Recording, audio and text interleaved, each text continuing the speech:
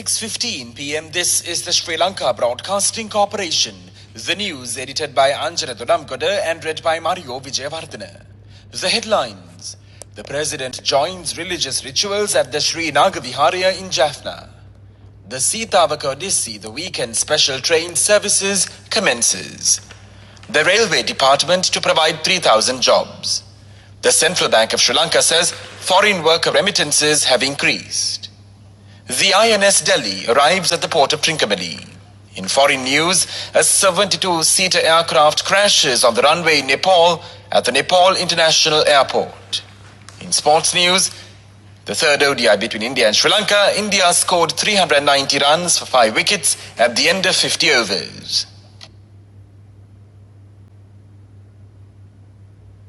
The Tamil community around the world celebrated Thai Pongal festival today.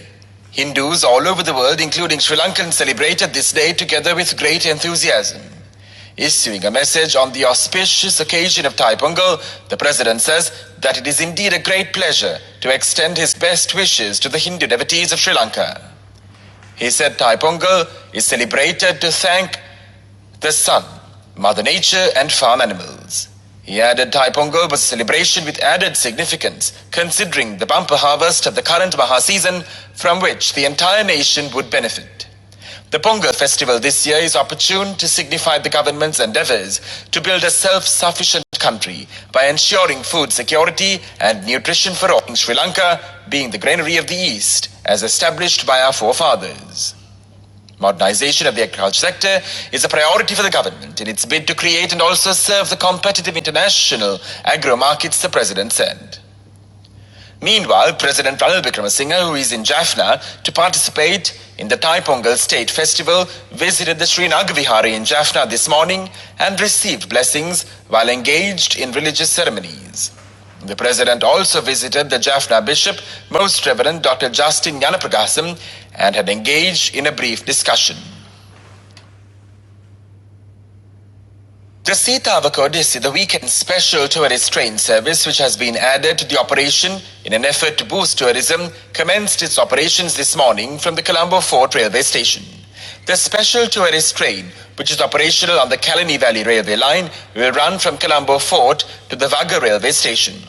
It left the Colombo Fort railway station at around 7 a.m. today, while it has been scheduled to return from the Vaga railway station this afternoon. A group including the Minister of Transport, Banduru Gunawat,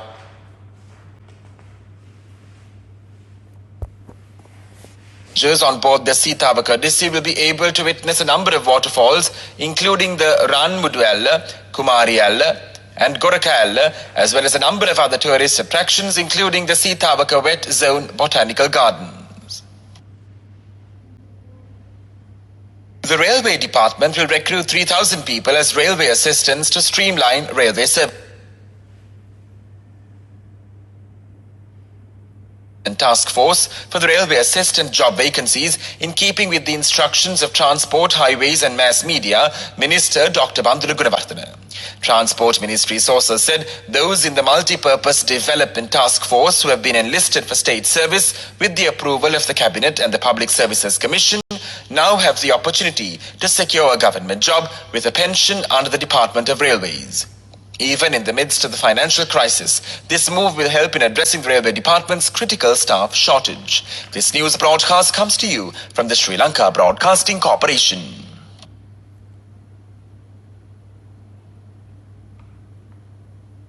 Sri Lankan migrant workers' foreign remittances were recorded as $475.6 million in December 2022. As per the Central Bank of Sri Lanka data, it is a 46% increase compared to the inflows recorded in December 2021. Remittances in December also showed an improvement compared to the previous month, which was recorded as $384.4 million in November 2022. However, as per CBSL data, 2022 recorded the lowest yearly total of foreign worker remittances Sri Lanka has received in the last 8 years, with a total of $3.78 million.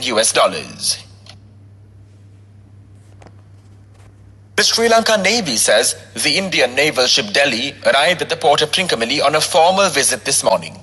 The visiting ship was welcomed by the Sri Lanka Navy in compliance with naval traditions. INS Delhi is a 163.2 meter long destroyer manned by a crew of 390, and the ship is commanded by Captain Shiraz Hussain Azad.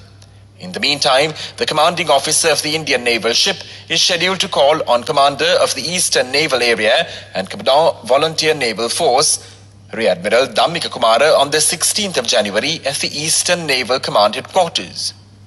During the ship's stay, the crew will take part in several programs organized by the Sri Lanka Navy with a view to promoting cooperation and goodwill between two navies.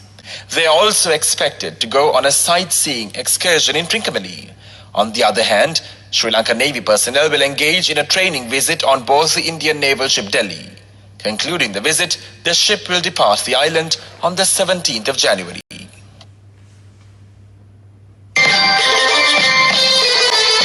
Sri Lanka and India have renewed discussions on the long-delayed cross-strait 1000 megawatt high-voltage direct current interconnection project, with a detailed project report expected from India on plans to link the island's power grid to that of Tamil Nadu, the Sunday Morning learns. The proposed project has long been viewed as an alternative stopgap solution to the existing power crisis. It is understood that the Ceylon Electricity Board and the Indian High Commission in Colombo held discussions late December regarding the recommencement of the negotiations on the HVDC interconnection project. A highly placed source close to the subject of the CEB told the newspaper The Sunday Morning that the Indian High Commission had informed the CEB that a DPR together with previously formulated documents would be sent for its consideration once again.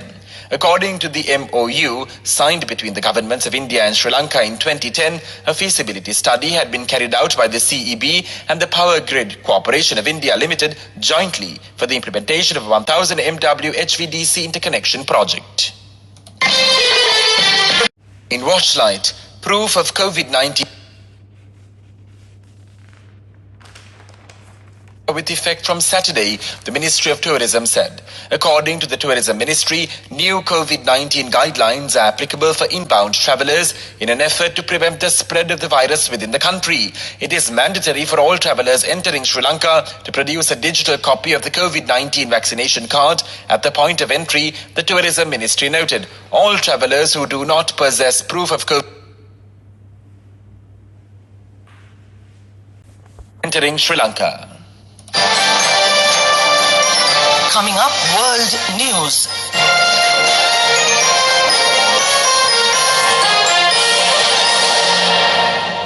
In world news headlines, a 72-seater aircraft crashes on the runway in Nepal, in the Nepal International Airport.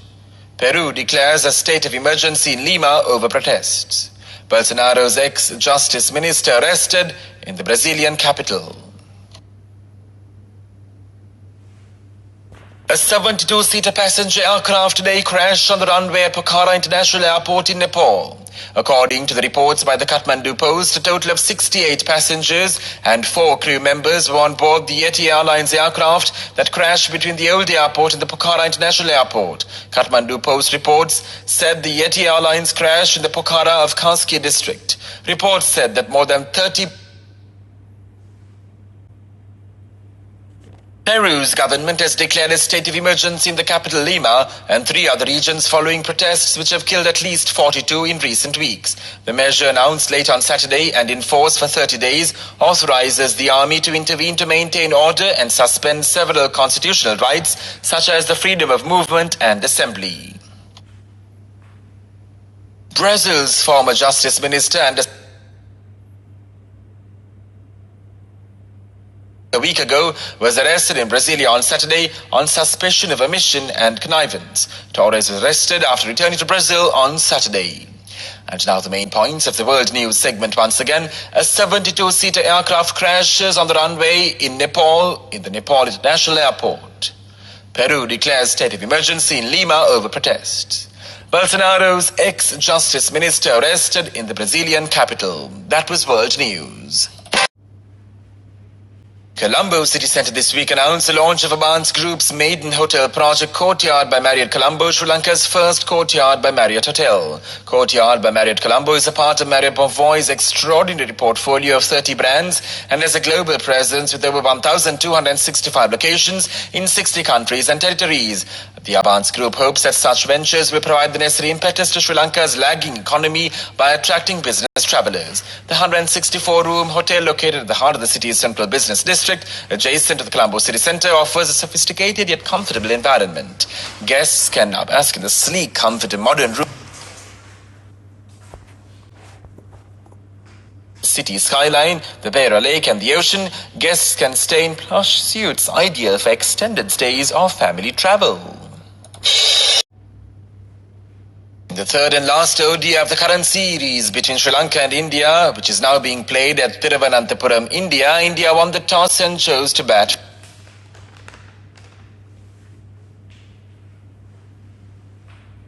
Virat Kohli scored 166 and Shubman Gill scored 166 for India. Sri Lanka made two changes. Ashen Bandara and Jeffrey Van der Say came in for Dhananjay De Silva and Dunit Velalage. Pathum Nissanka and Dilshan Madhusanka continued to miss out after sustaining injuries during the first match of the series in Guwahati. Go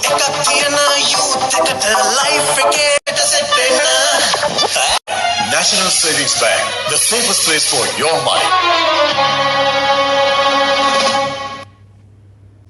The Federation of Information Technology Industry Sri Lanka, the apex body for the ICT industry in Sri Lanka, software chapter formerly known as the Sri Lanka Association for the Software Industry, organising the Digital Excellence Awards and Conclave for the second consecutive year in Colombo on the 23rd of February 2022 at the Shangri-La Hotel in Colombo, and the event is positioned as one of the premier Digital Excellence Awards and conferences that will hold panel discussions, fireside chats, presentations and business matchmaking with an agenda to draw insights from participants with respect to digital transformation and exponential organizations.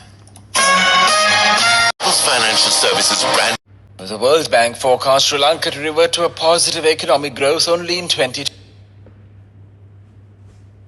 Economic Prospects latest publication released this week. The positive growth forecast in 2024 comes on the back of a 4.2% contraction of the economy this year, on top of record 9.2% shrinkages in 2022. According to the World Bank, Sri Lanka will remain the only South Asian economy to suffer contraction in 2022 and 2023. LONC Finance. In the thunder showers. The headlines of this news broadcast once again. The President joins religious rituals at the Sri Nagaviharya in Jaffna. The Sitavaka Dissi, the weekend special train services commence. The Railway Department's foreign worker remittances have increased. The INS Delhi arrives at the port of Trincomalee. In foreign news, a 72-seater aircraft crashes on the runway in Nepal at the Nepal International Airport. Sports news, in the third ODI between India and Sri Lanka, India scored 390 runs for 5 wickets at the end of 50 overs. That concludes this news broadcast. You're with Radio Sri Lanka.